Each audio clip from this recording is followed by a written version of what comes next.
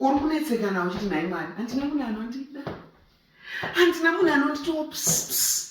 Ko kumbotanga wambozvida iwe? Do you love yourself?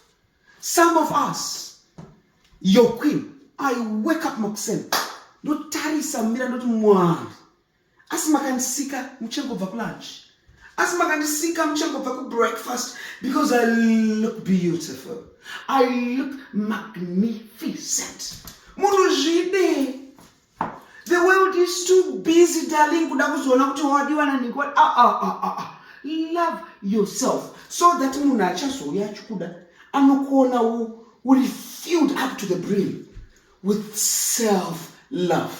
Ndo zvamuri kushayiwa, baba ningi chino muchandida rini kudii kwacho kani. Love yourself, darling. Be like your queen. Makasandozviziya. Akasatotiti I love you, ndezvekwake I love myself. Love you, darling.